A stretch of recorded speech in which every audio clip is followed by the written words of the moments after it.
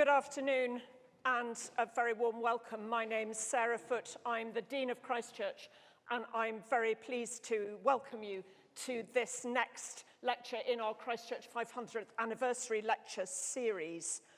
Just before we start, one small piece of housekeeping.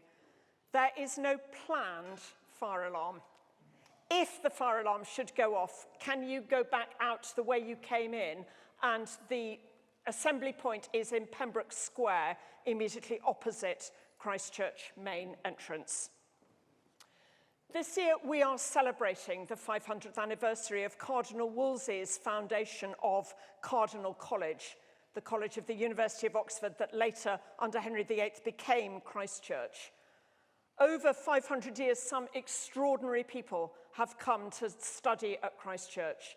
Leaders, prime ministers, Nobel laureates, writers, artists, scientists, and innovators. Christ Church students have had a profound effect on British and global society for 5 centuries. But over those 5 centuries, our mission has remained the same. We are committed to excellence in education, research, the promotion of learning, and the promotion of religion, especially through Christ Church Cathedral. The collegiate environment, which puts students and academics of different disciplines side by side every day in eating and living and working together, is ideal for the promotion of new ideas and is an environment in which responses can be made that will rise to the pressures and challenges of contemporary society. Thinking about recent challenges on a global scale, today's lecture is a very timely one. Sarah Gilbert is going to talk about preparation and pandemics, confronting new threats. I'm delighted to welcome our Senior Associate Research Fellow at Christ Church, Professor Dame Sarah Gilbert. Her groundbreaking work in making the Oxford AstraZeneca COVID-19 vaccine is known to all of us here who have personally benefited from us. It's an ideal way in which we see the university partnering with industry to meet a major global need at speed. Our panel chair this evening is a Christ Church alumnus, Hugh Pym. He read PPE, is now BBC News health editor. And Sarah Gilbert is joined for our discussion by Professor Sir Peter Hornby and Dr. Hassan Zakiel. We're going to be talking, as well as about COVID, about emerging threats like the Nipah virus, influenza, and other possible pandemics. Christ Church is proud to be fostering innovation. We, earlier this year, launched a new centre in the heart of Oxford at 37 St Giles, Oxford Edge, a centre to teach entrepreneurship and innovation, designed to empower undergraduate and graduate students so that they can take entrepreneurial initiatives and apply them to current real-world problems. Our graduates work across all fields of study in the university, and it's often at the graduate level that real breakthroughs are made on global issues. One of the college's current priorities is to widen access and participation for graduates to make sure that all graduate students, whatever their financial background, can come and study at Oxford so that the brightest of minds can use the unparalleled opportunities in this place to solve new problems. Christ Church is proud of having this nurturing environment where scholars of all backgrounds can collaborate and inspire solutions. And tonight we are celebrating an example of that intellectual collaboration and the sense of public responsibility that we all share. So thank you all for coming. Thanks enormously to our distinguished panel. I hope you're going to enjoy a very thought-provoking evening. Hugh.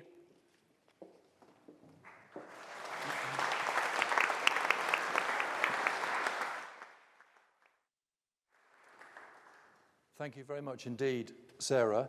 And just to extend a welcome to everybody, thank you for coming along. It's great to see a packed hall for this event. And to welcome you all as part of these celebrations, as we've been hearing, marking 500 years of Christ Church, a remarkable half-millennium of scholarship and innovation. One more bit of housekeeping. Please check your phones are on silent or switched off. If you're tempted to take photos or video, we'd rather you didn't in case you block someone's view in front of you. This is being live streamed, this event, and it will be recorded for you to look at subsequently if you wish to do so. So I must say, you were very kind about your introduction, Sarah. I was a very mediocre PPEist at Christchurch, and it's a great honour to be part of a panel of such distinguished experts that we have this evening. So this lecture, Preparation and Pandemics Confronting New Threats, is the second in the public series commemorating Christchurch's quincentenary. And let me further introduce the panel. Professor Dame Sarah Gilbert is Distinguished Professor of Vaccinology at the University of Oxford and Senior Associate Research Fellow at Christchurch, as we've been hearing. In 2020, of course, Professor Gilbert became the Oxford project leader for what became known as the Oxford vaccine against the novel coronavirus SARS-CoV-2. The vaccine was tested by the University of Oxford in clinical trials of nearly 30,000 people in the UK, Brazil and South Africa. And there were further trials and then development by AstraZeneca, and it played an absolutely central part in the UK's pandemic response. Sarah will explore the key role of university-industry collaboration in confronting emerging pathogens. We'll also be hearing from Professor Sir Peter Horby, Director of Oxford's Pandemic Sciences Institute and Mo Family Foundation Professor of Emerging Infectious Diseases and Global Health. He's also co-chief investigator of the recovery trial, which started early in the pandemic, making absolutely vital discoveries of COVID-19 treatments, and has since been looking more broadly at therapies for viral pneumonia. Dr. Hassan Zoukil is a medical doctor by training. He's University of Oxford Clarendon Scholar and the first Oxford Mo Foundation DPhil Scholar. He's designing a clinical development plan for Nipah virus therapeutics. As BBC Health Editor covering the unfolding COVID-19 pandemic from the beginning of 2020, it was inspiring indeed to see science mobilise at unprecedented pace as vaccine platforms like Oxford's moved from the lab to large-scale manufacturing in absolutely record time. And it was inspiring too, close up visiting hospitals to see the amazing work by NHS and caring staff. In late 2020, with the second lockdown and then rising infection rates, the mood was bleak. But I just remember that huge relief with the uplifting news that the Pfizer vaccine had been approved by the MHRA, the regulator for general use, and I was privileged to be present when Margaret Keenan received that first Pfizer jab at Coventry University Hospital, a world first. And not long afterwards, of course, the UK became the first country in the world to administer the Oxford AZ vaccine. And then came the astonishing mobilisation by the NHS, other public services and volunteers to get jabs into arms. Who will ever forget those queues outside sports stadia and other venues with people arriving to be vaccinated? As well as the day-to-day developments during that crisis, broader lessons were becoming clearer for future preparedness, global coordination, scientific collaboration, and equitable access. The COVID-19 story remains an instructive testament to the fragility of global health systems and the astonishing capability within science to respond. The role of Oxford research is central to UK life sciences and medical research for the benefit of the wider population and the NHS. But there are continuing threats, and pandemic preparedness, or lack of it, remains under scrutiny. One area of focus is Nipah virus, described as a significant threat to public health, a highly fatal pathogen. It can be transmitted from animals to humans, with fruit bats the natural host. It's primarily affected humans in South and Southeast Asia. I'd like now to ask Professor Dame Sarah Gilbert, followed by other members of our panel, to lead a presentation and discussion on Nipah virus, and then a broader debate. Sarah.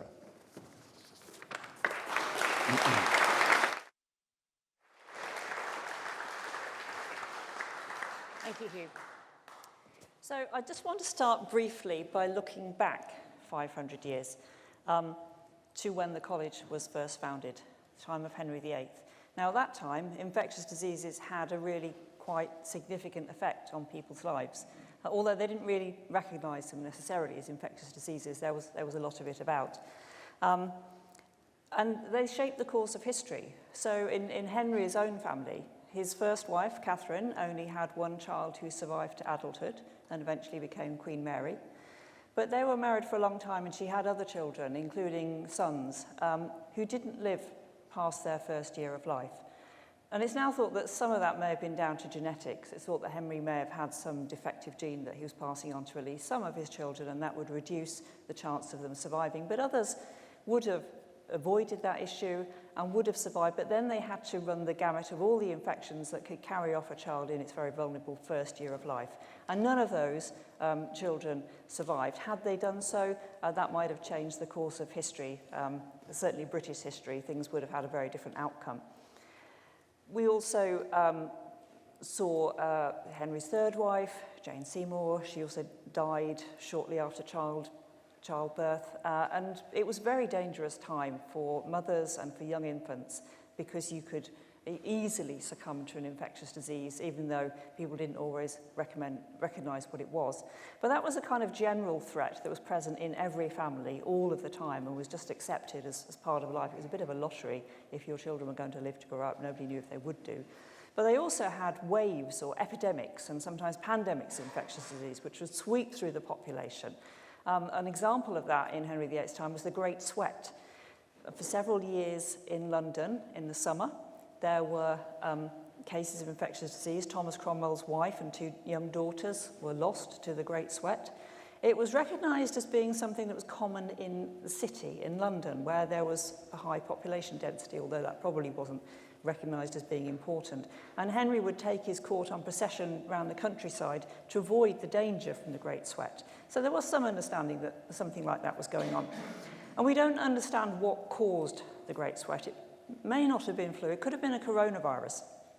And if it was, that then has implications for what happened to us only 5 years ago in 2020, when we had a pandemic that definitely was caused by coronavirus that hadn't been known to science prior to that. And we saw then that prior to the rollout of the vaccine, different ethnic groups had different susceptibility to severe and fatal disease from this novel coronavirus. And that's probably because the genetics of populations are shaped by the diseases that they've experienced over time. If you have a gene that makes you particularly susceptible to dying from a coronavirus infection, and you die as a child before you have your own children, then you don't pass that on. And over time, this repeated exposure and selection against the diseases, the genes that make you most susceptible, change the population. And that could have been the reason why in 2020, Europeans were somewhat less susceptible to the most severe effects of COVID. It's obviously not all or nothing, but there were examples noticed. So other examples of epidemics that swept through the population, plague, cholera, major effect on history, sometimes reducing the workforce, changing the economics of society, many, many things that happened that were shaped by infectious diseases over long periods of time. And we've tended to forget about this now because we have vaccines, very effective vaccines, very safe vaccines against childhood diseases. And it's very sad to see that uptake is now decreasing somewhat because we don't want ever to see a child dying of measles because we have an excellent vaccine that will protect them, but we have to use the vaccine. It's not the vaccine that protects people, it's the vaccinations. But generally we've become complacent. We forget how important, how devastating these infectious diseases can be until something happens like a large disease outbreak, Ebola in West Africa in 2014, in 3 African countries, but then threatening to spread to other parts of the world. And that's when the world really stood up and took notice and tried to shut this outbreak down before it went everywhere. And of course, in 2020, the coronavirus pandemic. Sadly, there are many other viruses that we already know about that have caused outbreaks, and we are not fully prepared to deal with those outbreaks. We can't predict exactly when they will happen or exactly where they will happen or how devastating they will be, because one thing that we do know is that viruses change over time, and the way the virus behaves at the start of an outbreak may be different as time goes on. In 2020, it was a novel coronavirus. We didn't have vaccines, we didn't have treatments, we didn't have ways of testing for that virus. And we had to develop all of that as the outbreak, which became an epidemic, pandemic, spread around the world. And there was a lot of pressure to do this. We had to do it in real time, if you like, and it was a constantly changing situation. So what many of us have been working on, even before the pandemic, but certainly post-pandemic, is recognizing that there are some viruses that we know about, and we're going to talk about just one of them as an example today, the Nipah virus. We know about the disease, we know about the virus, we know about where it occurs. We want to have vaccines that we already know work, we want to have treatments that we know work, and we want to have ways of testing for that virus. We want to be prepared so that if there's an outbreak and it starts to spread, we can go in and shut it down very, very rapidly.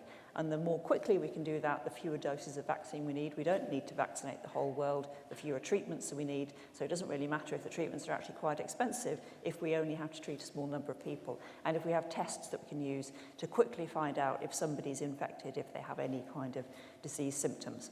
So that's what we're going to talk about this evening. And then following that, Peter is going to take this more broadly and talk about some of the other threats that we have to think about. So I'm going to start with moving the slides on, hopefully, which doesn't seem to be happening. If I may put it to the back of the room. Actually, I don't think that was the original slide set, was it? So that was just the title slide, so perhaps we can change that over. Here we go. Okay, so as I said, I'm going to give you an introduction to Nipah virus. I'm going to pass on to Hassan, who's going to talk about stories from the field. He's been there when an outbreak was actually happening. Then I'll come back and talk a bit about vaccines, tests and treatments, and then Peter's going to look more broadly and think about how we apply this to other threats. So, Nipah virus hasn't been known about for very long. First known to science in September of 1998 when it caused an outbreak in Malaysia, starting from pigs at pig farms. And actually what was happening is that this virus is found in fruit bats, and there were fruit trees near the pig farms, and the fruit bats were contaminating fruit and not eating all of it and then dropping some of it into the pig pens, and the pigs were picking up the infected fruit and eating it, and they were becoming ill. They would develop this strange disease with a kind of barking-like cough. Wasn't known what it was. And then the people who worked on the pig farm started to become ill as well. Wasn't known what this virus was. It took a while to work out that it was the people who had contact with the pigs that were becoming infected. And eventually, it was identified as a novel virus, one that hadn't been seen before, and it was known as Nipah virus. So that was the first outbreak in Malaysia, 1998-99, a febrile illness of unknown cause with neurological symptoms. It affects the brain in pig farmers. Following that, there was spread of the disease to Singapore in 1999, so some of the infected pigs were shipped to Singapore. That was all stopped. But the abattoir workers in Singapore were exposed to the virus, and some of those became infected. And this virus was then recognized as a new virus, one that hadn't been seen before, and it was known as Nipah virus. And we started to understand more about what this virus can do in a lab and how it infects people. Following that, most of the outbreaks, and they have generally, fortunately, been small outbreaks, have happened in Bangladesh. Now, in Bangladesh, there's a tradition of collecting date palm sap from palm trees. They tap the bark of the trees and put an open-topped pot next to the tree, collect the raw date palm sap overnight, and this is recognized as a delicacy, and it's thought to have health-giving properties, and it's often consumed raw. It can be boiled into molasses, which would kill the virus, but if you're drinking the raw date palm sap, and a fruit bat, who also enjoys the date palm sap, has got into the pot where it's being collected, then it can be contaminated, and this can result in Nipah virus infection in the people who drink it. And this is the most common route of infections with Nipah virus, although certainly not the only one. There was an outbreak in India then in 2001, another one in 2007, not date palm sap collected this time, possibly contaminated fruit, we don't really know. Back to Bangladesh, more seasonal outbreaks linked to the date palm sap. In the Philippines, there was an outbreak of a very similar virus, but not exactly the same, in horses, and people were infected through exposure to the horses or horse meat. And then back to Bangladesh, more seasonal outbreaks in Bangladesh. This is a recurring theme. Again, in India, fruit bat exposure, transmission in healthcare settings. So you can see this keeps coming back. These are small outbreaks, but it doesn't go away. It keeps coming back because it's in the bats, and the bats never clear their virus. Bats have different immune systems to us. They live with viral infections. They don't become ill. They just carry on flying around with them. viral infection, and so they're very good at taking viruses quite long distances, and we never know where these infections are going to crop up. Bangladesh again, more seasonal outbreaks, larger this time, back to India and back to Bangladesh. So quite a few outbreaks over a long period of time, and we don't have any sophisticated means of dealing with this other than telling people the public health message, don't drink the raw date palm sap, and then trying to identify the cases as quickly as possible so that people can be quarantined.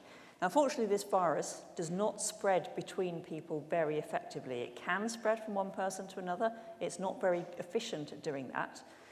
But what we know from viral evolution that we saw in the pandemic is if you give the virus the opportunity to keep spreading from one person to another, that virus will evolve and it will become more efficient at transmission. And we do not want this to happen with Nipah virus, because look at the number of deaths compared to the number of cases. 428 deaths out of 733 known cases. This is a high fatality rate across all of these known cases, and it's not a consistent fatality rate. Sometimes 100% of people in an outbreak will die, sometimes none of them will. And we don't really understand that. It's probably mostly to do with how quickly they get health care. There's no specific treatment.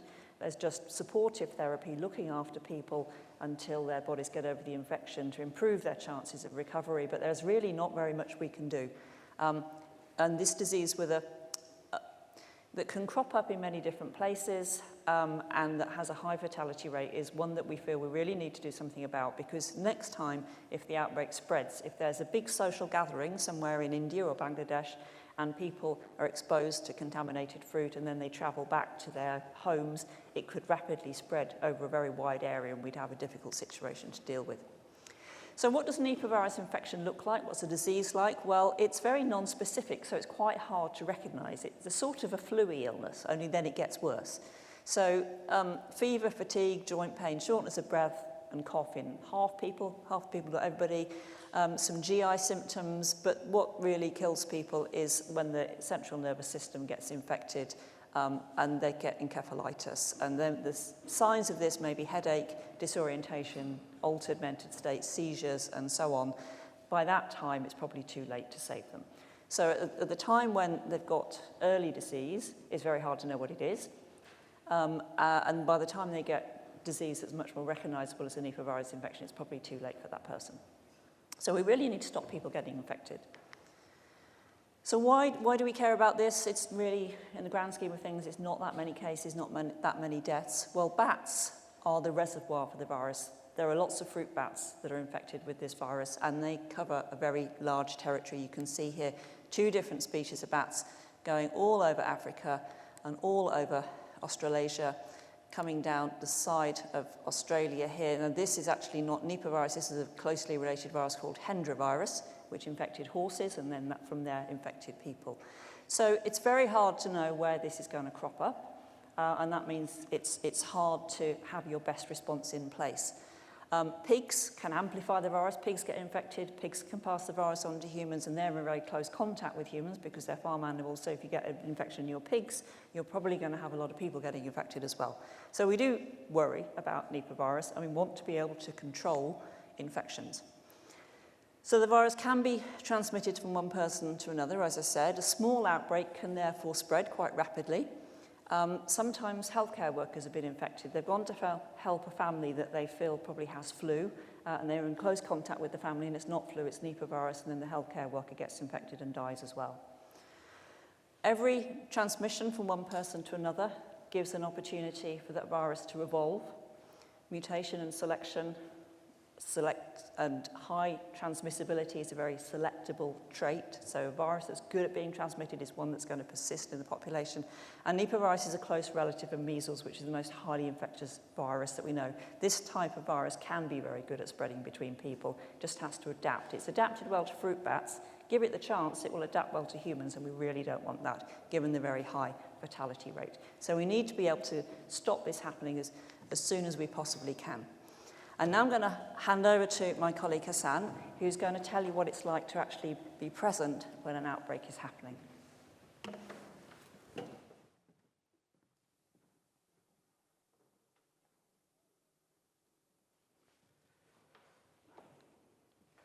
Thank you, Sarah. Good evening, everyone. So I'm a Bangladeshi medical doctor from Bangladesh, and I will tell you some of our experience in the country with Nipah virus. And I would like to start telling a very personal story when I first encountered the virus when I was an intern doctor. And I can still visualize the scene again and again. 7:30 p.m., Saturday evening, 6th of March, 2010, Aisha Memorial Hospital in the capital, Dhaka. I, along with one of my friend's parents, was standing in front of the intensive care unit where my friend, a 23-year-old intern doctor who developed Nipah encephalitis following caring a couple of Nipah cases in the hospital, was fighting against death.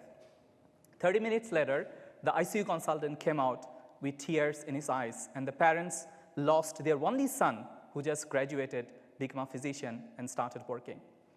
I was an intern doctor then, and that night I realized how deadly the virus could be, not only for the patient, but also for those who are caring for the patients. I'll come back to the story of my friend and how Nipah transmits in hospitals, but before that, I would like to take you back to one of the earliest outbreaks where we first observed how devastating this virus could be. And it was the spring of 2004 when IDCR, the government agency that is responsible for surveillance and outbreak investigation, they received a phone call from a district hospital reporting few encephalitis cases. So they formed an investigation team jointly with ICDDRB, another organization that's a public health research organization involved also with surveillance and research where I work for. And so in the next morning, an investigation team set out to go to the outbreak site. And those who don't know, Bangladesh is located in South Asia, bordered by India in all sides. And within Bangladesh, there is an area we call Nipah Belt, where we have seen most of the past Nipah outbreaks. And the outbreak was within the Nipah Belt, an area called Faridpur, which is south central part of the country, around 3 hours travel from the capital Dhaka. And when the investigation team reached the village, the outbreak village, what they saw was devastating. It was a family cluster, and all the members of the family, except one, all dead. And the only survivor, who his name was Khokon, and it was a nightmare for him. He watched relative after relative get sick, suffer, and die. His older brother, his sister, two of his uncles, aunt, his nephew, his mom, and dad all died. And it was numbing. You know, in the village, people call it it's a bad wind or an act of God. And Professor Mahmudur Rahman, who was leading the investigation, my past supervisor, he said they didn't have any idea what was going on, and they're completely unable to control the outbreak. And some of the samples they collected and sent to Atlanta, and a week later, Professor Rahman received a phone call letting him know that they were handling a deadly virus called Nipah virus. And this was one of the first outbreaks where person-to-person transmission of Nipah was evident. As you can see here, there were up to 5 generations of transmission were recorded, including a super spreader who infected 26 other cases. And so in that investigation, it was clear that the virus was spreading person to person, but the investigation team was not able to identify how the first person, the index case, got the virus. So how the bad virus spilled over to humans in Bangladesh. Because as Sarah said, in Malaysia, you know, the bad infected pigs and then pig infected humans. But in Bangladesh, we don't have pigs. So the investigation team wasn't clear how the first person got the virus. And it took another 5 to 6 years to solve that puzzle. They observed a common pattern that all the outbreak was happening during winter. And most of the cases, they had reportedly exposure to a drink called date palm sap. So most of them reported drinking a fresh sap. This is date palm sap, you know, mostly harvested during the winter. So the sap harvester, they shape upper part of the tree and put a clay pot, and the sap is collected overnight. Most of them most of the sap is boiled into molasses that is used to prepare cakes and pastries. But some are sold fresh early in the morning, which is a national delicacy. People love to drink it. Now we know that people who drank the sap were infected, but how the bat virus got into the sap? So to investigate that, one of our veterinarians set an infrared camera in the date palm sap tree. And what they saw is the bat comes at night, and they also drink sap. As you can see, fruit bats, gigantic fruit bats, is drinking sap. And they not only drink, they also salivate and urinate in the clay pot. As you can see, one bat is urinating in the clay pot. And in fact, one bat, as you can see, got stuck inside the clay pot. So epidemiological evidence proved that bats contaminate the sap, and people who drink the fresh sap can get infected. And it's not only through drinking sap. In 2010, we also recorded corpse-to-human transmission of Nipah virus. And one person who performed the Muslim practice of ritual purifications were infected. So he cleaned the body of an infected Nipah case and also washed it, the entire corpse, and then he got infected. But most of the transmission in Bangladesh, person-to-person transmission in Bangladesh actually occurred in hospital setting during patient care. And as you can see in the image, a typical public hospitals, overcrowding with limited infection control practices in place. And in this context, my friend, the intern doctor, he cared for 14 encephalitis cases, including 3 lab-confirmed Nipah cases. He performed, he inserted NG tube, IV cannula, and also performed physical examination without using any personal protective equipment. So he developed fever and neurological symptoms, and 7 days later, he died. And unlike many hospitals in the high-income settings, most of the nursing care in our hospitals are provided by actually family members. We call them family caregiver. So they provide 24 hours hands-on care. So they feed the patients, they clean the patients, they also provide them medicine, and also mental support. They hug the patients during the severity of illness. And most of the person-to-person transmission where family members were infected. And so our team at ICDDRB and IEDCR, we worked with the government to develop a package of infection control interventions to limit the transmission in hospital setting and limit the transmission. So we provided training to healthcare workers, infection control training. We also set up hand washing stations, and also provided personal protective equipments to the healthcare workers. As you can see here, we installed hand washing station and hand sanitizer station because there wasn't any functional hand washing station in public hospitals in Bangladesh. And then we also provided masks to the family caregiver and masks and gloves to the healthcare worker who were caring encephalitis patients. And we also educated the family caregivers to reduce the exposure to patient secretion. We asked them not to eat patients' leftover food because that's very common. We also asked them not to sleep in the same bed with patients, or at least sleep back to back, not face to face, to reduce the exposure to patients' oral secretions. Our anthropologists and social scientists also went to the communities to build awareness at the grassroots level. The team also come up with a very low-cost interventions. Bamboo skirt we call bana in local language to prevent the bats leaking the sap. And the team also prepared a docudrama in local language and broadcasted in national televisions for wider awareness. This is a small one, and you can see this.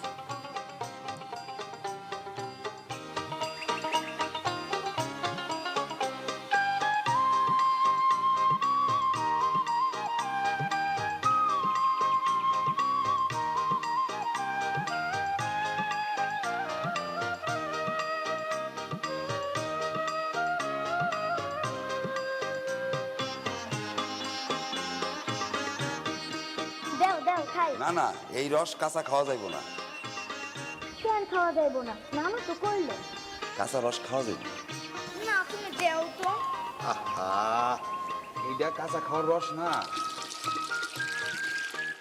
হ্যাঁ আজম শোনো এদিকে আসো জি চাচা আমার নাতনি যে রস চাইলো তুমি চার দিলে না কেন চাচা মিয়া কাঁচা রস খাওয়া যাবে না হাপা উনি ঠিকই কইছে খেজুরের রস কাঁচা খাওয়া যাবে না কেন গাছের রসের হাড়ি বাঁধলে রাইতে সেখানে বাদুর এসে বসে যেই বাদুরের রোগ আছে সেই বাদুর যদি রসে মুখ দেয় সেই রস খাইলে মারাত্মক রোগ হইতে পারে হ রোগ আক্রান্ত বাদুর যে রসে মুখ দেয় সে রস খাইলে অসুখ হতে পারে রস কাঁচা খাওয়ার আগে সাবধান হওয়া উচিত আপনি ঠিকই করছেন ভাই মায়াটারে বাঁচাইছেন রাতের বেলায় খেজুরের রসে বাদুর এসে মুখ দেয় এ রস কাঁচা খেলে তা থেকে মারাত্মক নিপারোগ হতে পারে এবং পরিবার ও প্রতিবেশীদের মধ্যে তা ছড়াতে পারে রস সিদ্ধ কইরা গুড় পিঠা এসব বানাইলে খাবার নিরাপদ থাকে মনে রাখবেন খেজুরের রস দিয়ে তৈরি গুড় খাওয়া নিরাপদ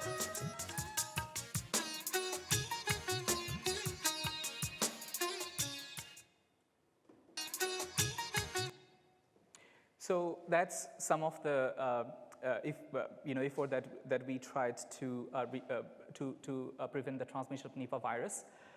But once a patient is infected, we don't have much to do. It's only supportive care because there is no approved vaccine, no approved treatment, even not a bedside test that we can do for early diagnosis. And that's one of the reasons why the patient outcome didn't improve. It's been 25 years since the first outbreak, but the case fatality ratio, which is over 70%, remained the same. And with that, I would pass it to Sarah again to tell us if we have any hope and what the global community is doing to fight this deadly virus.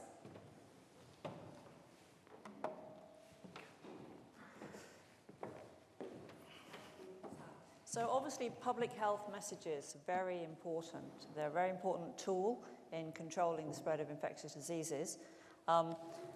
But at least in the case of Nipah virus, it's not the entire answer. Stopping people consuming raw date palm sap is likely to cut the number of cases quite significantly, but we don't always know that that's where the infection has come from. Sometimes we don't know the cause. Sometimes it's in a country where there is no date palm sap consumption and there's some other reason for this happening. It could just be fruit bats seen in an area contaminating fruit or other foodstuffs, and it is not really understood why, but if one person gets infected, then the outbreak can start to spread from one person to another. So we have to be prepared with our vaccines so that we can protect people. At least we could protect the healthcare workers in the Nipah belt in Bangladesh so that when they're going to do their job, they won't be putting themselves at risk, as Hassan's colleague did, and he lost his life. Nurses have also died as a result of doing their job to look after the patients, so we could protect them. If there's an outbreak, we would want to be able to vaccinate people in the outbreak area to stop the spread of the infection as quickly as possible. We want to have specific treatments. We want to know what works, and this is what the recovery trial that Peter led in the coronavirus pandemic was to test. Of the drugs we've already got, how many of them are worth using? What makes it better, and conversely, what does nothing, and what could make it worse? And testing as well. If there's an outbreak, you want to be able to test people in the local area and find out if they have been infected or if they have a headache for some other reason. But you might want different aspects to those tests.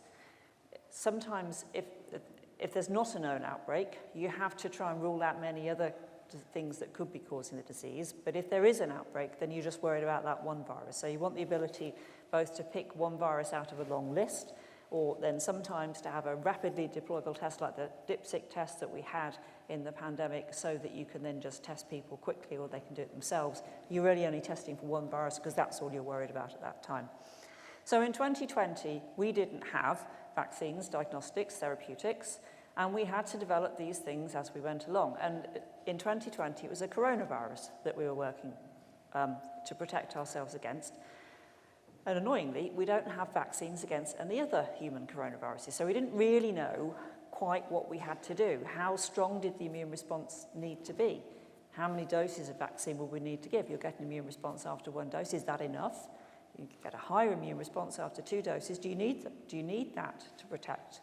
And because we couldn't stop the outbreak very quickly, then it spread and the virus changed and we had all the variants and the vaccines and the monoclonal antibodies that have been developed to treat people were not as effective as the virus kept evolving, and we were constantly chasing a moving target, and it was really very, very difficult. As we were building our understanding of the virus, it was changing. It's made public messaging very difficult, and it made development of the vaccines, diagnostics and treatments also difficult. So what would we have liked to have? Well, we would have liked to have all of that work done ahead of time and have things ready to roll out and keep an outbreak down to a really small number of people, shut it down as quickly as possible. And for Nipah virus, we know about the virus. It hasn't changed very much. We know where the cases happen. So we can develop all these things. So do we already have these viruses? Have we known about it for more than 25 years now? Well, sadly, no, we don't. We haven't got very far with developing the vaccines, the tests, and the treatments. So vaccines are specific for one pathogen, one virus. We need a different vaccine against Nipah virus that we need against influenza virus and against the coronavirus and so on. And if a new virus starts to circulate in humans, it takes time to make that vaccine, which is exactly what we saw in 2020. And you can't start manufacturing very large amounts of the vaccine when you don't know that it works. You'll manufacture some, but there's a lot of money being put into manufacturing, and you don't know if you're going to use that vaccine. But we know about Nipah virus, so we could make a vaccine now. We can use the same technology that we used in the Oxford AstraZeneca COVID-19 vaccine, the simian adenovirus vector vaccine that people are now familiar with. And we have an advantage with Nipah virus in that although we don't have a vaccine against Nipah, we do have a vaccine against this very closely related virus called Hendra virus. That's the one that's infected racehorses in Australia. Again, coming from bats, contaminating the pasture where the horses are grazing, and then people in close contact with these horses, these very valuable animals, have been infected. And so humans can get Hendra not directly from the bats in this case, but from contact with the horses. And there have been 7 human cases and 4 deaths. Now, the way this was dealt with was developing a vaccine for the horses. And the horses got vaccinated, the horses stopped being infected, and then no people got infected anymore because they were only infected if they were in contact with infected horses.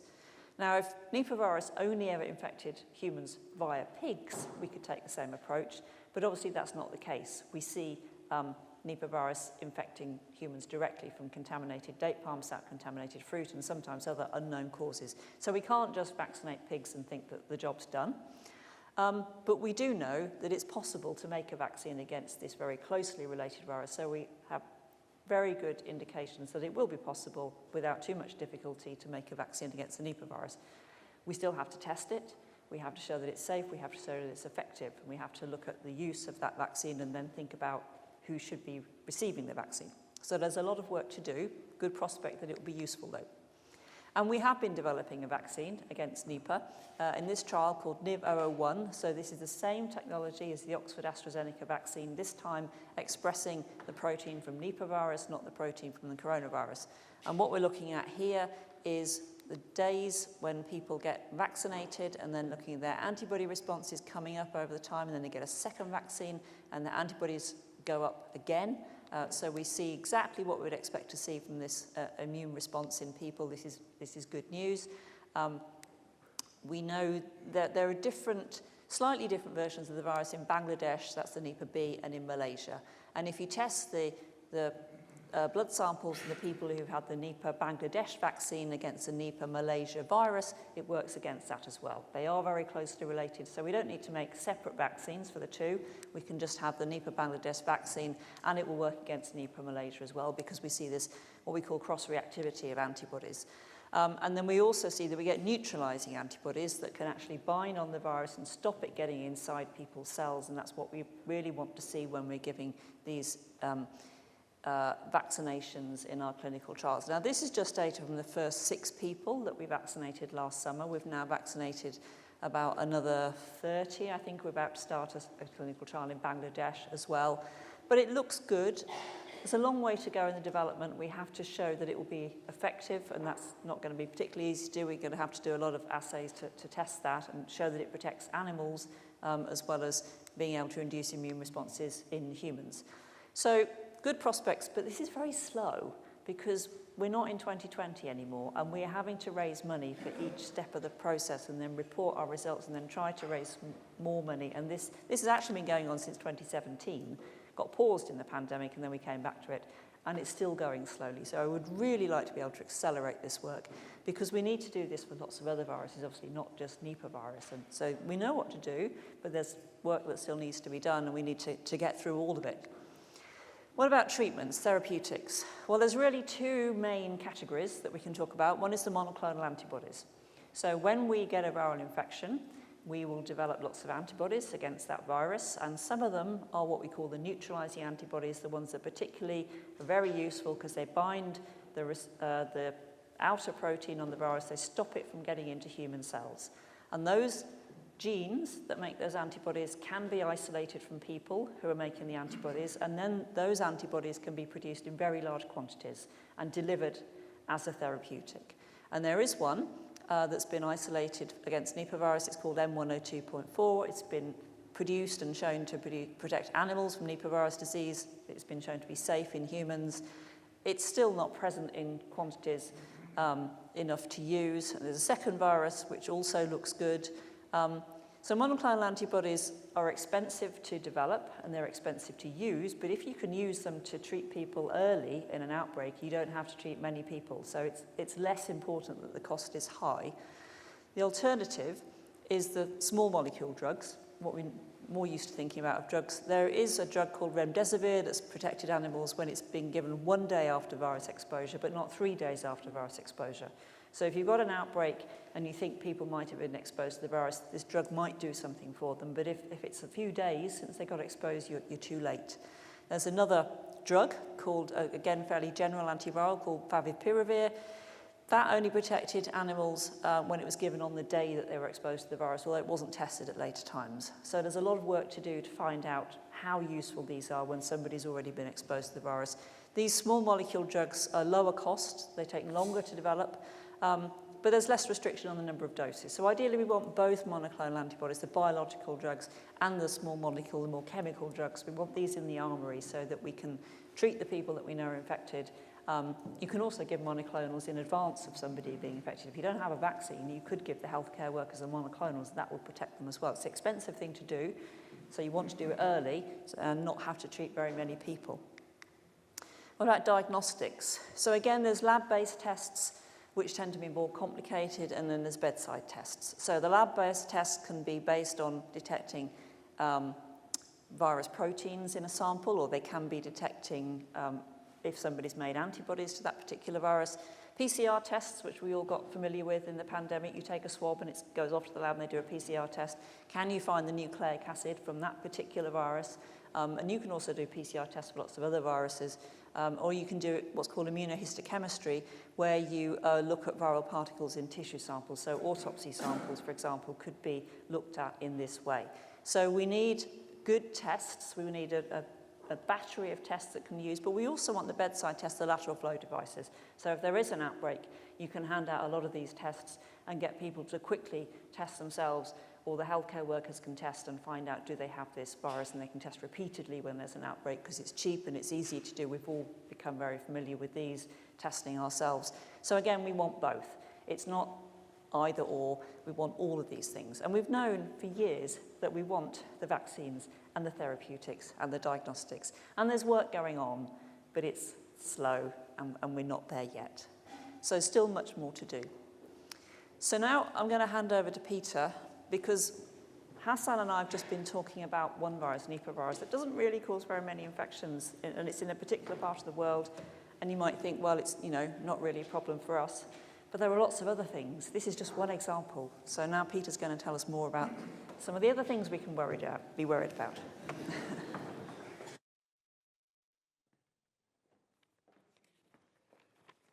Thank you, Sarah. Yeah. So we don't want to depress you all, because there's a reception afterwards with some date palm sap and some wine and other things you can have. you still see it everywhere. I mean, despite the, people's attitudes are very hard to change. We all know that. And date palm sap is one of them. So I'm going to talk more broadly about sort of pandemic threats and, a bit more about some of the stuff that we're doing. I mean, there is a very long history of pandemics and epidemics, and this is just one visualization of some sort of, fake-looking viruses there, but the size of the ball is the size of the outbreak. And so, going right back, there have clearly been plagues over time. A long time back, we don't know what they were. We can only, fill historical books with guesses about what they were. But as we've come forward, we've started to see what the causes were as we've got the diagnostics. One of the key messages really is that these viruses come from animals. They don't come from outer space, and they don't come from Bill Gates creating them. Sometimes they might come from labs, but that's no comment on the recent events. But they generally come from animals. They're zoonotic viruses. And we currently have about 200 known species of viruses that affect humans. But the estimates are is there's at least 300,000 other viral species in mammals which theoretically are a threat to us. So there's a vast pool of viruses out there which are threats to us. And it's very hard to predict which one's next. The WHO, the World Health Organization, have looked at which of the viral families are most risk to us. And there's a whole series of programs looking at each of those viral families and picking a sort of an archetype virus from that family and looking at how we can do diagnostics, therapeutics, and vaccines for those viruses. So we don't exactly know what's next, and we don't know when it's next, which is something I always get asked by journalists, Hugh, is when's the next pandemic, and what is it? We don't know. And I think with these events, there's a bit of a sort of gambler's fallacy where you think that if the last 5 flips of the coin were heads, then the next one's going to be tails. We really don't know what's happening next. Just because we've had a pandemic a few years ago doesn't mean we won't get one this week. And there are worrying signals around things like avian influenza. And SARS-1, very closely related to COVID, and I was involved in that outbreak. All of the research around SARS-1 finished very quickly because people lost interest. And I think we dodged a bullet with SARS-1. There were 30 countries affected, 8,000 cases. Could easily have become a pandemic, but didn't. But interest waned, and it waned, and then people, 5, 10 years later were saying, why are you still worried about this family? 17 years later, we had COVID. Same virus, family, closely related, probably from bats via another animal species. So, they work on a different time scale. These infections. And I am going to depress you. The case fatality rate for COVID-19 was 1% or less. Didn't really affect children seriously. That's not always going to be the case. The 1918 pandemic, the big flu pandemic, 2% to sort of 10% mortality. SARS-1, which as I said, was very nearly a pandemic. 10% mortality, 8,000 cases, 800 deaths. MERS, this is another coronavirus, comes from camels, get big outbreaks in hospitals, 34% mortality. And Nipah, we've just heard, about 60% mortality, and not changed over time. And there has been attempts to estimate probabilities. This is the only one that's kind of quantitative, but it estimated that the 10-year risk of a pandemic as serious as COVID is about 27%. So these are things that happen. Don't know when they're going to happen or what it's going to be, but they are going to happen. And when they happen, we'll have very little warning. That map shows you global connectivity, so it's travel time to the nearest city of 50,000 people throughout the world. You can't really see it from here, but as you get into the red, below the red into the yellow and white, that's less than a day. So most of the world are within a day's travel from a 50,000 person city. And the places that aren't are very, very remote and few people live there. And then if you get to that city, then you can travel quickly globally. So over 90% of the world's population live within 1 hour of a big city. And air travel in the last 20 years has doubled, and the unique city-to-city connections have also doubled. So we're highly connected, both sort of in the same location, but also internationally. So it's going to come quick, and we know that, we've seen that. And when it does come, we won't have long because of exponential growth, which, you know, because once you get human-to-human transmission, it's one person affecting 2, 4, 8, etc. And, you know, the growth rates are enormous. So if you're having a doubling every 3 to 5 days, like we had in COVID, you very rapidly get into enormous numbers. So because of this connectivity and the exponential growth pattern of infections, you really don't have long to respond, which is why we need to be developing our tools now, not waiting until these viruses emerge. And here's an example. You know, we've got the COVID example. Everyone knows that example. It spread very quickly. There was 12 days between WHO announcing a pandemic and the first UK lockdown. I think we forget that. It was really quick. It was all compressed, and in our minds, maybe it was a very long period, but that early period was very, very short, 12 days, pandemic to lockdown. And this was us doing a field trip in the Central African Republic, looking for monkeypox cases, which is, you know, was a fairly rare African disease where you get this virus related to smallpox from probably rodents, causes a rash, different subtypes, but 10% mortality in children in some of the subtypes.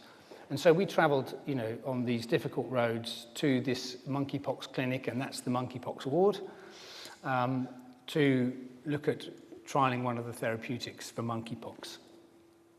That was 2019. 2022, we didn't have to travel so far. There was a massive outbreak of Mpox internationally. It spread out of these regions into North America, Europe. So that graph on the bottom, you can see 6,000 cases a day. Because it had slightly changed, became a sexually transmitted infection. And now if you went to that clinic there, which is the biggest clinic for gay men for sexually transmitted infections in London, there were a lot of monkeypox cases. So it can come out of these rare settings from animals with slightly sporadic cases, and it can jump very, very quickly. And next, it'll happen quickly.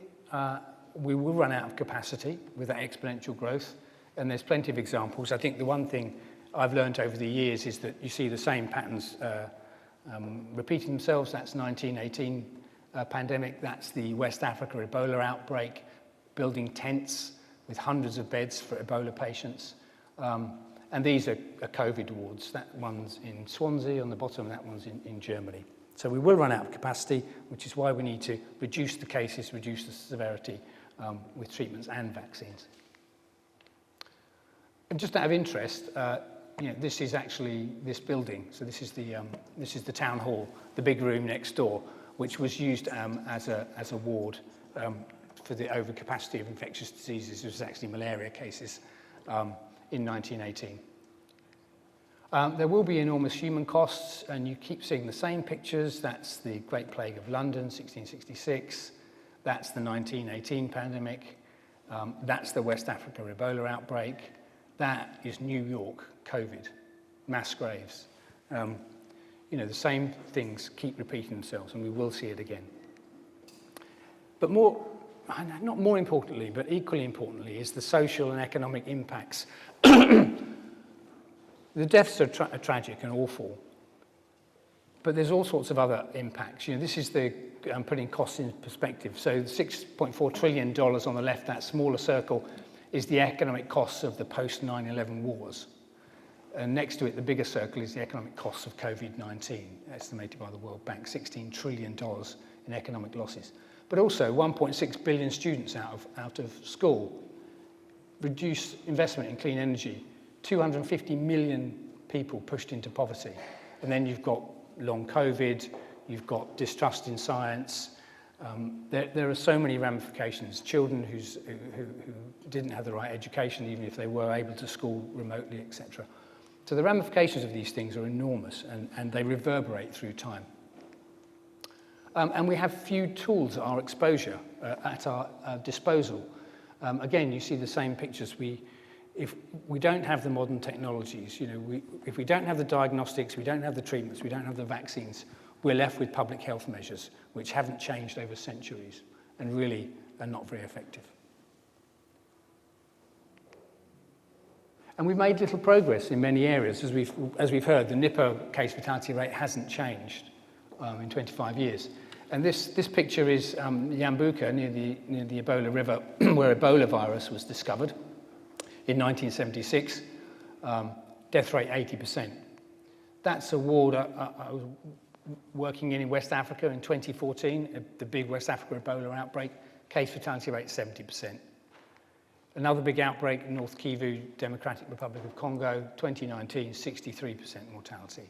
So there are lots of nasty viruses, and we're not making progress fast enough in being able to prevent them or treat them. But we did make progress in COVID, and this is the good news story. We've heard about the Oxford, vaccine, AstraZeneca vaccine, which was an incredible feat. This was an estimate of 6.3 million lives saved in the first year. So we can do it. We do have the technologies now to develop these vaccines, scale them up, and get them into people quickly. This is the COVID treatment that I was involved in evaluating. So, by June 2020, we had a treatment. We had dexamethasone that reduced mortality in people in intensive care by about 20 to 30% for £5. And that was estimated to have saved 1 million lives worldwide within about a year. We forget about digital disease control tools, the apps, etc. These new digital public health control tools, which we didn't have previously. We were relying on quarantine, which is a sort of biblical intervention that's been around for a very long time. But now we can do it better, more precise public health, precision public health, even with contact tracing apps that use Bluetooth to see who's been in contact with whom. And again, this was the intellectual underpinnings of the contact tracing apps were developed by academics, particularly by an Oxford academic group. And again, that was estimated to have prevented about 1 million COVID cases and 10,000 deaths from contact tracing, isolation, etc., of people who are at risk. And then we all know about the lateral flow devices, a complete revolution of how we're responding to epidemics.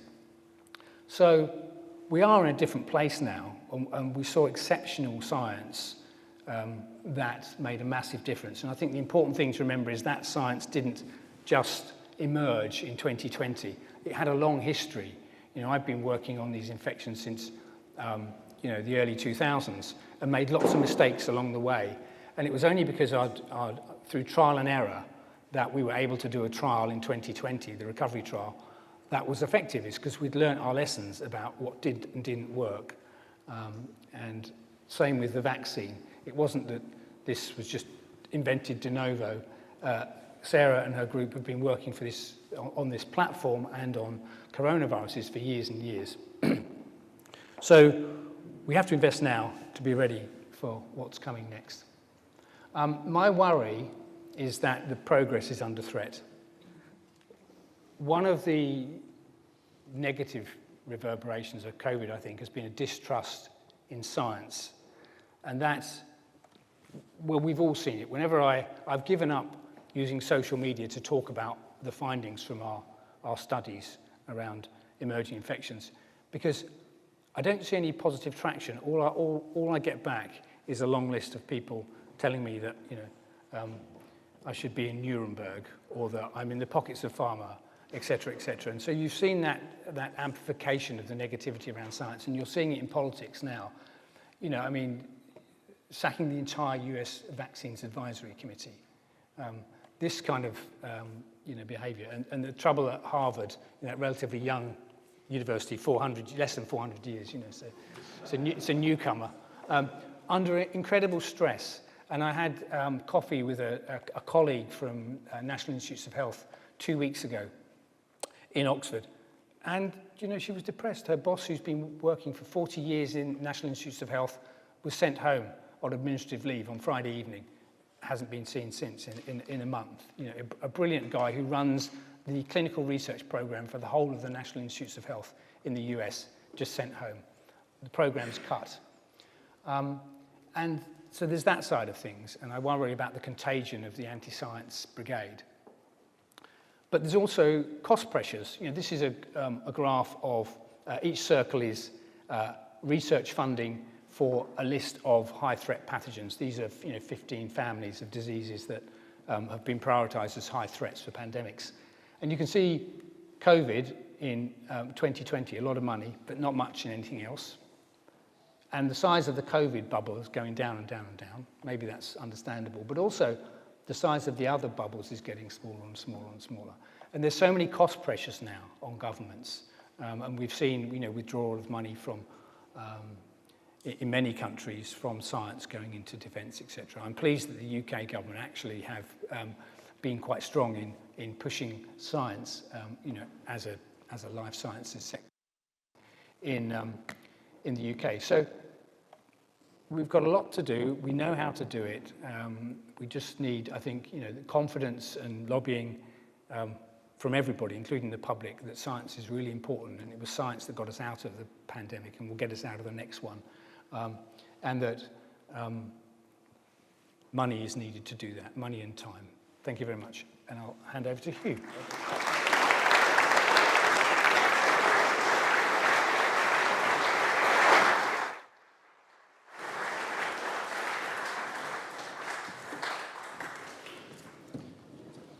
Well, thank you very much, Peter, and thank you to our panel for an absolutely fascinating tour de force covering threats and opportunities and positive developments, but also some of the worries. I'm just going to ask a few questions, and then I'll be very pleased to throw it open to questions from the floor.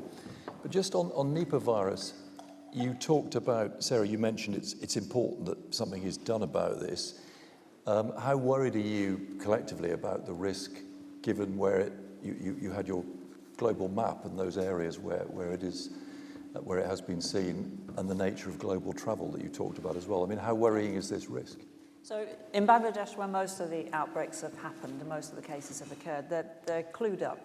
They're used to recognising this. They have surveillance teams. They know what they're going to do. They have a plan. But that's only part of Bangladesh.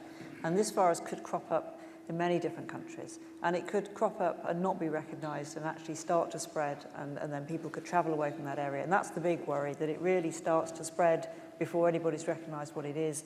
And then it's because it's not, you don't go around with a sign on your head saying, I've got a Nipah virus infection. You're just kind of generally unwell to begin with. How are we going to find all the people who might be carrying the virus to other parts of the world? And I think for me, that's the big worry, that you could end up with a big outbreak because it's happening somewhere where we weren't most expecting it, and that it could spread as people travel, and it could start to get very difficult. And then you've got to deal with multiple governments' response and trying to coordinate all that and track what's happened. And then, as I said, if the virus has the chance to practice moving from one person to another, it's going to get better at it, and we will see an increased number of cases happening and very difficult to deal with. Have you seen any human clusters in sort of unexpected places? Or there any evidence of that? There have been some in India, not far from Bangladesh, and they often haven't been recognised quite as quickly because it's less common, so it's recognised a bit later. When it first happened in Malaysia, many people were infected because nobody knew what was going on. There was completely lack of understanding about this new disease, and it got transmitted into Singapore. It could have been shut down in Malaysia, but nobody knew what was happening, so it ended up going into Singapore as well, and then a different country had to deal with it.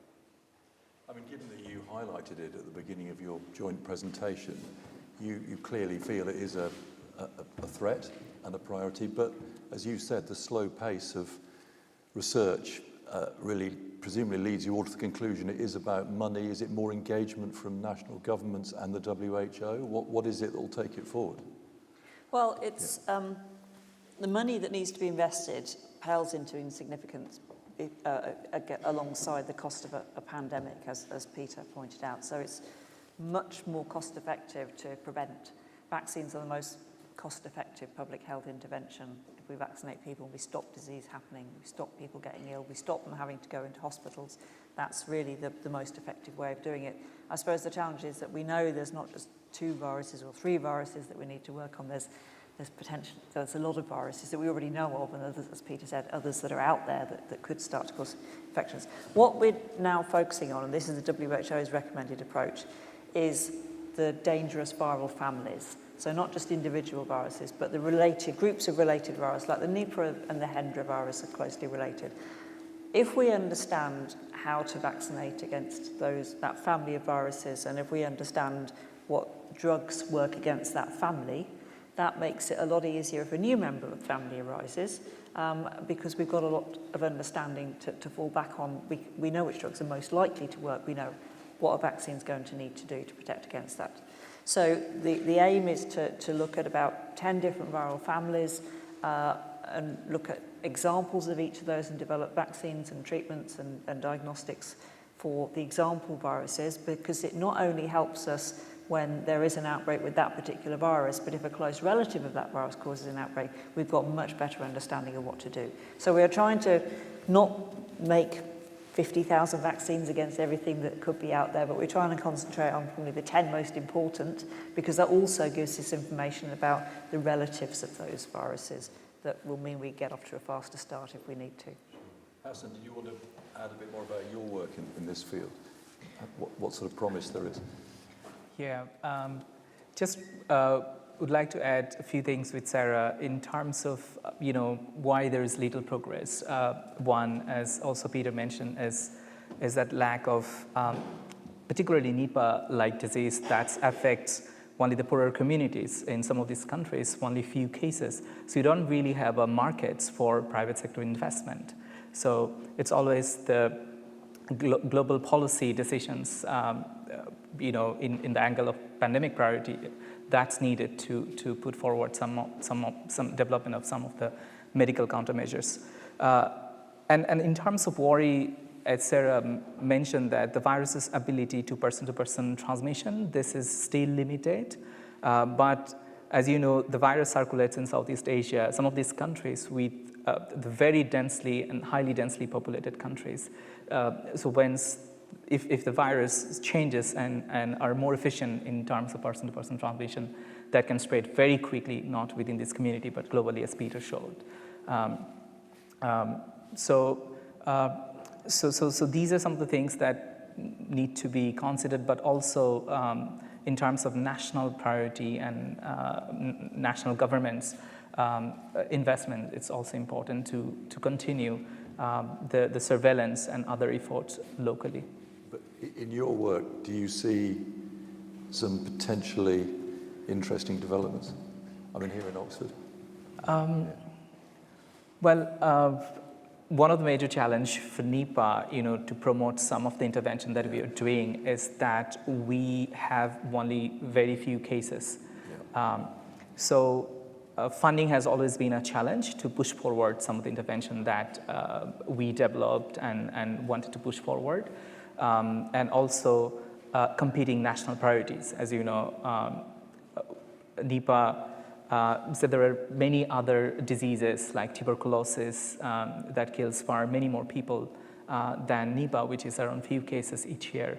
So we really need some national, from government push as well. Sure. Peter, you did touch on avian flu. There were some worrying cases in the US, weren't there? Yes. With human transmission to humans. I mean, it was sort of getting in the news quite a lot. Where are we with that? Well, we worry about things that have, there's a lot of viruses and there's a lot of diseases. We worry about things that, have the right look about them. The viruses that come from animals, which means we don't have immunity against them. Nipah's a good example. And it's a bat virus. Bats we can talk about as being lovely animals, but they're unfortunate harbours of lots of viruses.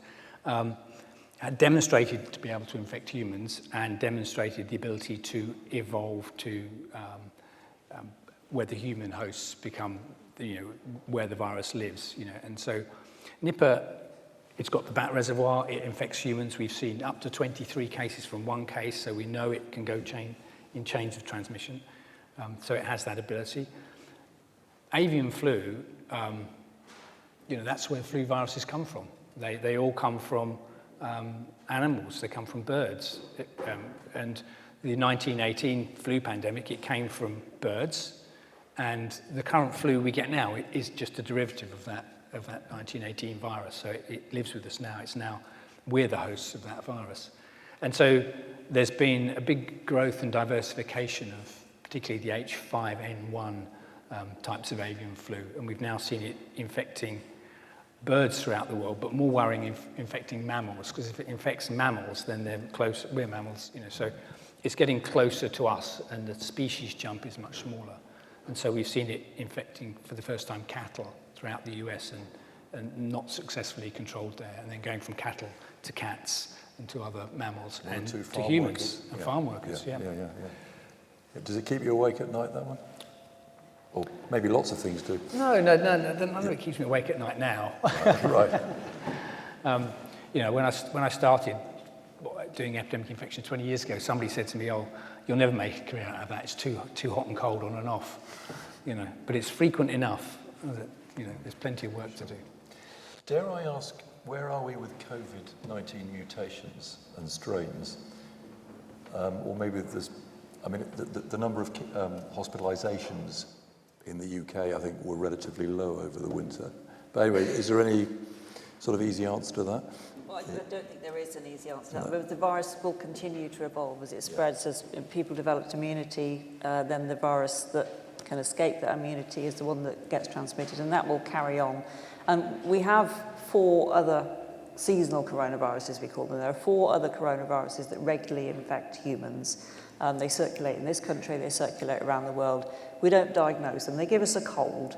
A small child will have a snotty nose and they'll have a cold, and they won't be very ill, but they'll give it to their family as well. But we've all had infections throughout life, and it's really only dangerous in the very young and then in the very old, when the immune system starts to fail towards the end of life. They're the only people who actually die from these coronavirus infections. Occasionally there might be an outbreak in a nursing home where there are quite a few susceptible people together and the virus can spread between them. But we just get a cold. We don't know it's a coronavirus, these seasonal coronaviruses, and we carry on, and that we don't attempt to control them. And COVID is going to fall into that category. We're going to stop monitoring everything that's going on with COVID. It will settle down. It hadn't circulated in humans previously. It had come from bats, we think, then amplified in a mammal. And it's gone through this process of adapting to humans, and we've been seeing that happening in real time. It won't continue at that rate forever, because it will eventually settle into the same pattern as the other seasonal coronaviruses. It'll still be there. It won't be a major concern. So do you mean there won't, in due course, be any need for lateral flow testing? Well, we wouldn't need to carry on doing that unless there was a particular outbreak. So now that we know that we have the ability to do lateral flow testing, if you did start to see symptoms in a nursing home or a hospital with many vulnerable people, you would be able to employ those tests to track it, but I don't see them being used on a population level for those viruses. So the sort of guidance of 5 days and all that, it's sort of, it's left to people's discretion, I suppose, is it? Yeah. Well, we've got if they've rather got symptoms. more general health advice now. Peter might want to say something about this, but people who I work with, if they have a cold, they might stay at home, because people are more used to working at home. They'll stay at home and keep their virus to themselves. They don't know what virus it is, but they've obviously picked something up and they don't want to pass it on to the rest of their colleagues. Or if they do go out, they'll wear a mask. We don't need to know exactly what the virus is, but people can recognise that they have a respiratory infection. They're likely to pass it on to other people. So, they shouldn't go and visit anybody in hospital who's vulnerable, or family members who may be particularly vulnerable, and they should try and keep it away from their colleagues as best they can. So I think that kind of attitude is a bit different post-pandemic. We do see responsible people who are taking care not to pass on even a very minor infection, because we've now got, across the population, good understanding that it might be just a little cold for us, but it could be catastrophic for somebody else. Sure. I got the impression from all of you that you were a little doubtful, to put it politely, about pandemic preparedness, about what has actually happened since 2021 to prepare for the next pandemic, which, although, Peter, you said we don't know when it's going to happen, you did say it was going to happen at some stage. What do you make of preparedness in the UK? I mean, we've seen the same patterns again and again after SARS-1, after the Ebola outbreaks. There's a huge amount of concern and investment. Post-pandemic, there's sort of a hangover of investment, but then there are serious competing priorities, and I think for politicians it's very difficult, because it costs money, and there are many other things to spend your money on that are more pressing. So, as Sarah can talk to, we have seen, a vaccine manufacturing facility that was meant to, onshore some capabilities in the UK. That's been effectively mothballed, and we've seen the US withdrawing huge amounts of funding. So they had an antiviral drug discovery program, the AVID program. It was cut overnight, and no one else is investing on that scale. So, we are, I think, in a time where memories are short and competing priorities are big, and so we are finding it more and more difficult to do the work that we want to do. I think in government there's an appreciation that there is a need for this work, but it's no longer top of the list. There was a PCR site, I can't quite remember where it was, a testing site, which was closed down, wasn't there? Quite a big purpose-built site. Milton Keynes? Yeah. Well, we don't need to keep that active and running all the time, but we need to be able to set it up again when we need it. And so rather than just cut everything, we want to be able to be prepared to roll that out again, to ramp it up if it should be needed for something else. I mean, Hassan, do you have any thoughts on preparedness? Well, I think Peter covered most of it, but from a low and middle income perspective, one thing is important is, sort of making sure to get this low income countries access to some of the medical countermeasures, which we have observed in some of the last pandemics. Because, if the virus is in some of these countries, if they're not safe, you're also not safe. This can spill over any time. So health system is a big problem. So we also need health system preparedness, but also manufacturing capacities, not only in centralized in some of these countries, but also decentralizing manufacturing capacities in some of these countries would be also important. You touched on vaccine hesitancy, and I think there's been some evidence around hesitancy in childhood vaccines amongst parents. I mean, without being too gloomy about it, is this rising up the list of priorities that maybe more needs to be done in the public health world? Well, there are certain sections of the population where we're seeing a real drop-off in vaccination rates. And sometimes when people there are religious communities that don't engage. I'm told that it's not necessarily real objection to vaccination, it's just more passivity. And in some closed communities, people just don't bother to go and engage with the healthcare, and so their children get vaccines. But in some cases, there have been interventions where health teams have gone in and explained the importance of it, and then people have been willing to get vaccinated. I think there's a whole lot of reasons people don't get vaccinated. Some people just aren't very sure, and so would rather not do something than do something. But that can be very dangerous. Not doing something can be sometimes much more dangerous than doing something that will protect yourself or protect your family. And so we probably need to do more to explain that actually measles does kill children. And we are seeing deaths now in the US because the campaigns that started in the 60s and 70s were so successful that in this country we didn't see measles cases for a long time. It was eradicated. People forgot that actually children can die of this. It's not just a disease that gives you a kid a few spots and they're off school for a bit and then they get better again. It can kill, and we forget that. So people don't bother to go and get vaccinated. They don't recognise the value of vaccination in some cases, and just rather not engage with it. And I think we have to do better in explaining how necessary they are to protect children particularly, but also others through the course of life. Travel vaccines, we should always think if we're going to visit a different country, well, what vaccination should I have before I go there? Because apart from the diseases we've been talking about, there are just diseases like hepatitis yellow fever you might expose yourself to. And those vaccines are all available, and we should encourage people to take them up if they're going to travel. Yeah, I think, as you've just suggested, it's reaching out into communities where there may be suspicion of the NHS and other institutions, sort of, and a top-down approach doesn't always work. Yeah. So engagement is needed, a peer-to-peer engagement, you know, parents talking to parents, that kind of thing, I think can be very valuable. And Peter, just before I throw it open, you did talk about bed capacity. And one of the weaknesses ahead of COVID was that the NHS was running very hot.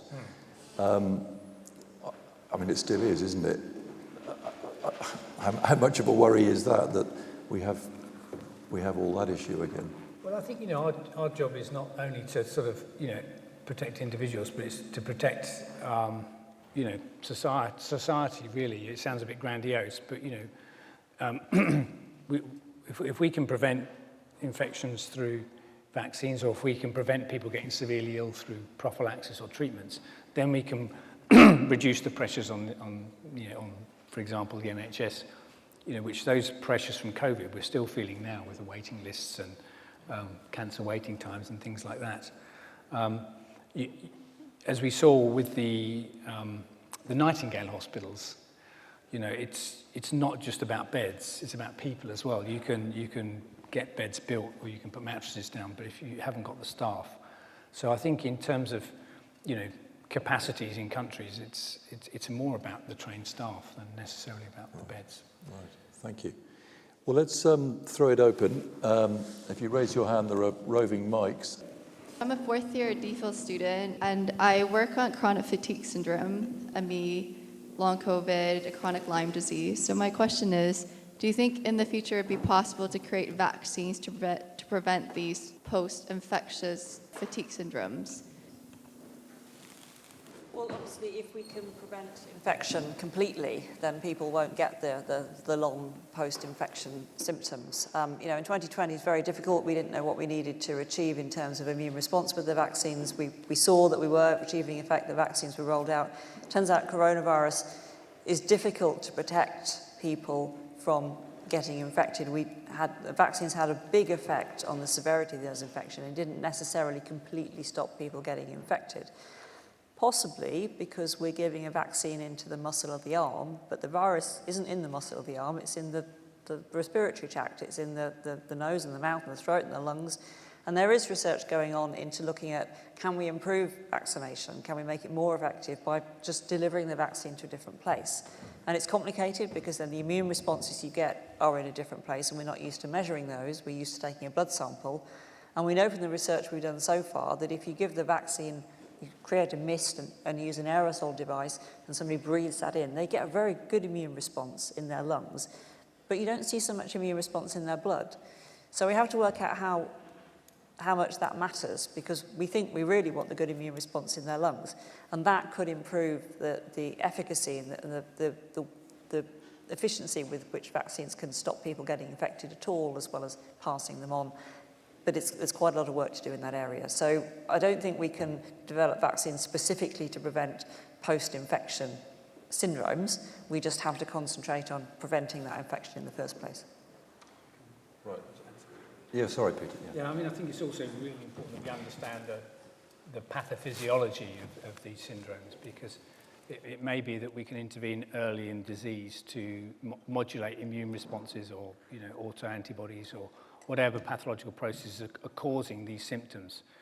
I think that was something that we hadn't perceived at the start of the pandemic. This was going to be a problem, and now we've seen it is a huge problem, and that, you know, going forward with new infections, that we should really try and look at biomarkers and immune pathology, etc., so that we can understand how we can intervene early to reduce the likelihood of longer ramifications. Like long COVID? Like long COVID, exactly. Yeah. You know, maybe there would be some immunomodulatory therapies that we could have used early on that reduced the risk of the long-term complications. I work in palliative and hospice care. Taking this sort of 500-year arc of history, people no longer see death as a social event. No one wants to think about it, no one wants to talk about it, no one wants to prepare for it. And I was just wondering what you might conclude about the human condition. You have, on the one hand, this affecting how we think about death and dying, and yet in the field you work, in vaccine hesitancy, for example, people want to sort of endlessly research and come to their own truth, their own conclusion, against all simple scientific evidence, if you like. And I was just wondering if what you might conclude about how the human condition is evolving. Well, I think the danger that people can put themselves in is taking information from the wrong source and then talking to the echo chamber that just reinforces their views, which don't have any basis in reality. There's no evidence to support them. They don't have any basis in science. And you can always find somebody to support these crazy and way out views, and they'll just feed off each other's strange ideas. It's so difficult to, get people to engage with the facts, with the reality that vaccinations save lives, but there's enormous amount of evidence that show that we vaccinate, we improve the health of the population, we stop people dying. We don't just, with the measles vaccine, for example, it was eradicated, so we saw no measles cases, so even the people who are too immunosuppressed to receive that type of vaccine were not at risk because there was no virus spreading in the community, and we've lost that now. So, yeah, I think it's really hard to understand how to put these messages across to people when they don't want to engage with the facts. Yeah, I think, I'm all in favour of informed choice, but we need to make sure that the information is as accurate as it can be and people make the choices based on good information. I think what's different about infection, which is one of the reasons that I got interested in it, is it's not just an individual disease, it's a social disease, par excellence. If I've got cancer, it doesn't affect Hugh's risks today. If I happen to have Ebola right now, he's in trouble. So there's a much 2 meters apart. He's going to move his chair now. There's a much more social dimension to infection, and so my choice not to get vaccinated actually affects everyone else's, and my choice is about getting infected or getting severely ill affects other people. And I would say that one thing we didn't really emphasize but came out in Hassan's talk is that in all of these outbreaks, a lot of healthcare workers die, which is tragic, and it's often especially tragic in low-income countries where there are far few healthcare workers, and particularly in the West Africa Ebola outbreak, the healthcare service was decimated. They lost like a third of their senior doctors. So there is that added dimension when it comes to infection. Right, any more hands? My name is Anthony Torres. I'm a student of public health at the other place, the University of Cambridge. But I used to be a virologist. I'm also from Peru, same as Paddington Bear. And we had the worst COVID-19 mortality rate in the world. And one of the many reasons that led to that was delay access to vaccines. So as Hassan probably will agree with me, vaccine sharing was a big issue during the pandemic. So there are many studies that have said that early vaccine sharing could have saved millions of lives. So my question is that universities, particularly in the global north, have been driving technologies, developments, and it would likely be the same case in the next pandemic, perhaps. So my question is, how do we, as researchers, and universities that sometimes get, or most of the time get money from taxpayers, can ensure that when we are licensing technologies to pharmaceutical companies, there are frameworks of equitable access embedded in these sort of agreements so that we can prevent what happened during the latest pandemic? Thanks. So in 2020, when AstraZeneca partnered with the University of Oxford, it was a requirement that the vaccine was produced not for profit. And this was to encourage its use around the world, not just in high-income countries. And AstraZeneca agreed with that requirement. And they could then have just said, well, we'll have one manufacturing facility and we'll see how much we can produce, and then that's your lot. But they didn't do that. They set up 25 manufacturing facilities deliberately around the world. They had to be facilities that were ready to go because there was no time to build something new and train a new workforce. So it could only work in countries that already got existing manufacturing facilities. But many different countries were brought into this initiative, and AstraZeneca produced more than 3 billion doses of the vaccine. And this was very widely shared. And manufacture in India went into Africa, it went into the COVAX program. For a very long time, the COVAX program, which was supplying low and middle income countries, almost all the vaccine was the Oxford AstraZeneca vaccine, because Oxford and AstraZeneca together wanted this vaccine, which was the lowest cost, didn't require frozen storage, and it was being produced in very large amounts, wanted it to be shipped around the world and used around the world. Now, that was the approach taken by a university with a pharma partner who agreed with the approach. Other vaccine manufacturers were companies who didn't take the same approach, and they made their profits on the vaccine. But the technology has now been shared with manufacturing sites. 15 low middle income countries now have manufacturing sites set up with WHO support to manufacture RNA vaccines in future. Now, that's not the only answer, but there are initiatives to try to improve and expand vaccine manufacturing. The difficulty is going to be, how do you keep those running? Because they have to be doing something. They have to be making a vaccine. You can't just have something, mothball it, and work out what you're going to do when you need to make the vaccines. And that is currently a challenge. Some countries have said, we're going to make a lot more of our own vaccines for routine vaccination programs. Well, fine, you could do that. It's going to take quite a long time to set up, and it's also going to be much more expensive than buying the vaccines from the big manufacturers who achieve low cost for routine childhood immunizations by manufacturing at a very, very, very large scale. If you're only going to manufacture for one country, your government's going to have to pay more for it, it will cost more to make, and the government's going to have to recognise the value in doing that. So we don't have a complete answer, but there are initiatives underway to try to expand vaccine manufacturing capacity. The other way of looking at it is, if we can shut an outbreak down really quickly, we don't need very much vaccine.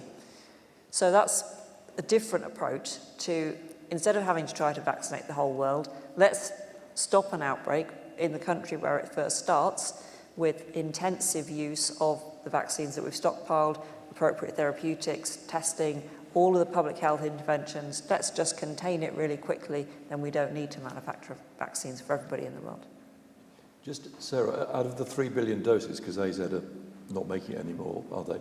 There's a certain amount stockpiled still in different countries, presumably, that they've got, there are stocks out there. No, because it will have expired by now. Expire, I mean, it was a pandemic response. It was a response to an emergency situation, and AstraZeneca decided not to go on and make variant vaccines, because by the time that was happening, there were other companies with RNA vaccines that were continuing to make the variants. There were lots of other choices. There are lots of other options, and so that initiative finished. It saved more lives than any other in the first year of use, but it wasn't intended to be a long-term commercial programme. Hello, I'm Helen Pike, and I'm the Master of Magdalen College School here in Oxford, and we haven't talked about schools yet. We found ourselves on a species of frontline during the pandemic, as you know, and a narrative has developed that we closed schools in order to protect the old.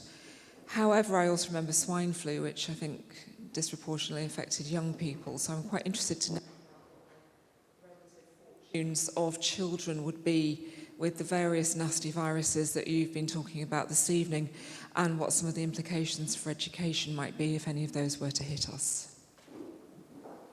Swine flu, yeah. Let me take that, yeah. Yeah, you know, I think it was very difficult. You know, I was on some of the government advisory committees, and it was a very difficult call about what to do about children and schools. And it was a decision made with a very short time frame. You know, by the time we had good situational awareness of what was happening in the UK, it was shocking. It was all over the place. And we know that children are sort of generally amplifiers of infection because they mix together and they go home and they have families and they have grandparents. And so, the modelling showed that we weren't sure how seriously ill children might get. It still wasn't clear, and we still didn't know then about whether they'd have long-term complications. But it was likely that they would, amplify transmission. I think it's, in retrospect, it seems that that was not necessary, probably, and that the schools probably could have been kept open. So I think, we've learned a lesson, but decision-making in a crisis is very challenging. There are plenty of infections that could be the other way around. You look at, if you're in a school and you think of, hand, foot and mouth disease, enteroviruses, they've got, you know, enormous transmissibility, like measles. They can spread very quickly. And you could easily, and that's a huge family of viruses, and you could easily get a new polio-like virus. It's a massive family, you know. And if you did, and it followed the same pattern as other enteroviruses, it would rush through preschool, you know, and there would be a lot of kids who were suffering. So it really depends on the pathogen. And some of the other serious pathogens, like Ebola, very high fatality rate in children. So it depends on many dynamics, but we can never, you know, one of the sort of mantras of sort of pandemics is, you know, is don't fight the last war. Just because the last pandemic, you know, was whatever it was and it didn't affect children, don't come in with preconceived ideas about what the next one is going to be like. We have to, and that's one of the other things we need to do, as well as this research on products, is try to make sure we have that situational awareness much quicker, and so that we can make the right decisions at the earliest time point in the future. Just to pick you up, Peter, on, did you say, looking back with hindsight, during the COVID lockdowns, some of the school closures were, with hindsight, too prolonged? I think so. I think that will be sort of the consensus. I'll be interested to see what comes out of the COVID Module 2 inquiry findings.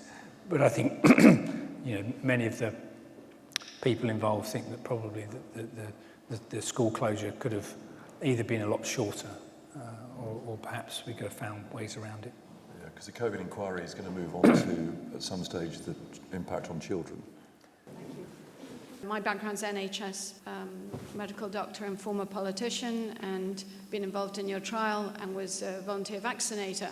My plea to the panel and to Hugh is to increase that science awareness, not only amongst the politicians, civil servants, but also what I found the scariest during COVID was vaccine hesitancy and vaccine denial amongst NHS clinical staff. My plea is that every clinical member of staff gets the vaccine, the kind of wonderful presentation that you've given, because that was the scariest thing for me.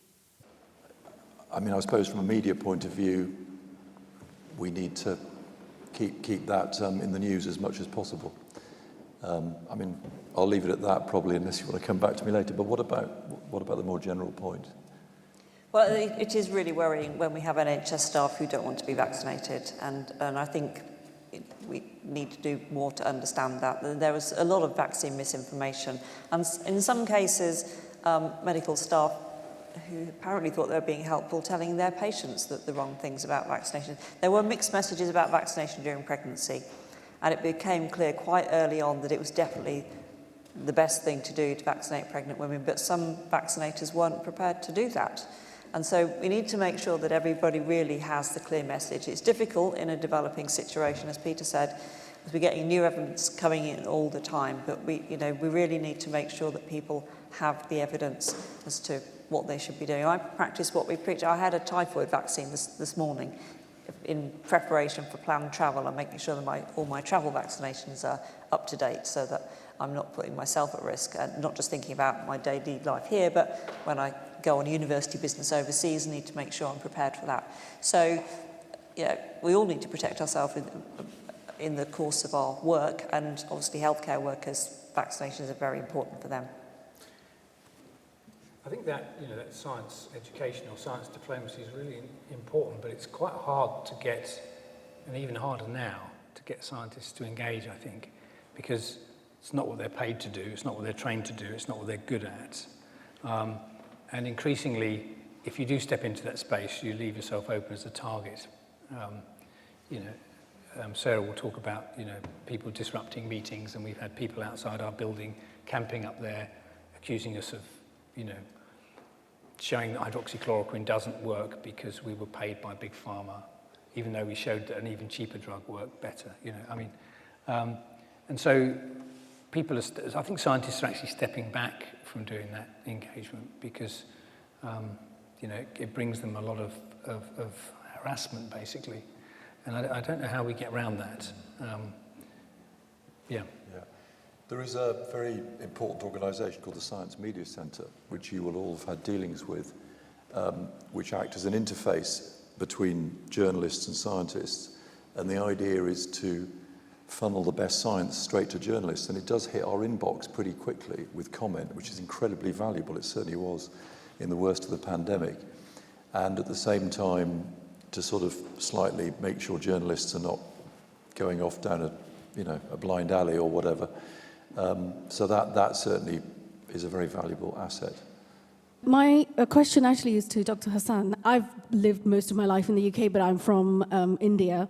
I found it very interesting that the Nipah virus has been given so much importance in terms of public health initiatives in a country like Bangladesh, when you yourself said that there are so many other competing demands on resources and so on. And, if not date palm sap, then there are other similar type of food items that might get contaminated by fruit bats or some other animal, and viruses might jump across. And we've got 1.3 billion people in India, and lots of connectivity, lots of questioning of vaccinations and vaccine deliverers and so on. How was that leap made that the Bangladeshi government has actually taken on this initiative, and what convinced them despite the few number of actual cases? Why don't you just take that, Hassan? Thank you for the question. And of course, currently Bangladesh and India, where we see repeated outbreaks. And so in Bangladesh, the government is actually taken several initiatives, mostly around awareness. Like they would hold press conference every season for wider public awareness, and also the surveillance and also the healthcare workers. So each hospitals where the surveillance is going on, there are some activities to messaging around Nipah transmissions and not to drink date palm sap and also other high-risk activities. But it's also challenging, public health messaging is not a magic when you got, resources, limitation of resources, and also, for example, in hospitals, if you don't have hand washing stations, the messaging wouldn't work. And also, one particular problem in the community we faced is that because Nipah is really rare, people don't believe that it's coming through the sap and drinking it, because they have been drinking it for generations. So there are obvious challenges, but the government is also working, as within its limits. Okay, thank you. I'm wondering why in this country with the COVID, the RNA vaccine seemed to be preferred over your DNA vaccine. Well, I wasn't behind any of those decisions, obviously. I was behind the initial development of the Oxford AstraZeneca vaccine and trying to get it as widely used as possible.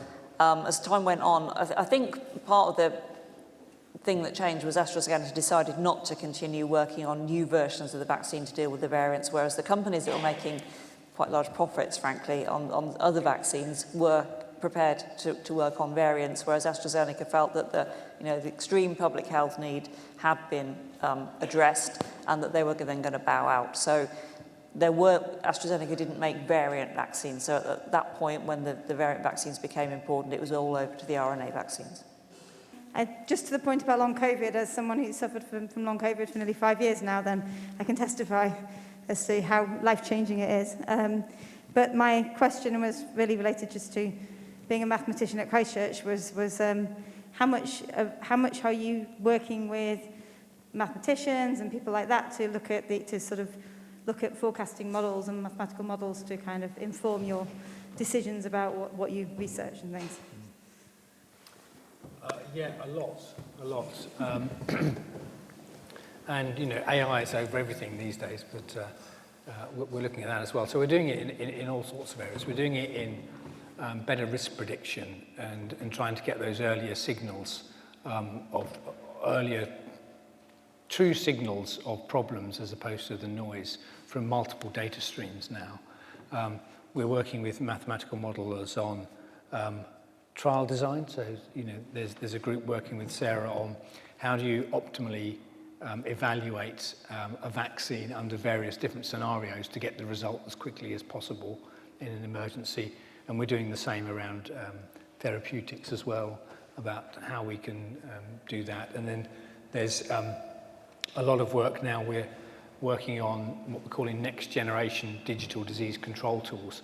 So taking the rather sort of the crude public health measures that were implemented in an emergency, like lockdowns, and then looking at the new technologies like the lateral flow devices, wearable devices, contact tracing apps. Can we develop public health interventions to reduce transmission that don't require school closures, for example, by really targeting through the various data streams, including health data linkage, who's vulnerable and is exposed, and sending them a direct sort of almost prescription, public health prescription to individuals, so that you protect the most vulnerable, but you have you minimize the impact on society and the economy. So we work very closely with the mathematical models. Okay, well, all I can say is thank you to all of you for some great questions and listening so patiently. Thank you to Christchurch for organising it. Thank you to the Dean, Sarah Budzier, and the Christchurch team for a lot of organisation went into it. But mainly, I'd like to say a big thank you to Hassan, Sarah, and Peter for being a fascinating panel. I've learned so much, and there's a lot to talk about, and you did a great job. We're very grateful to you for being with us tonight. Thank you very much.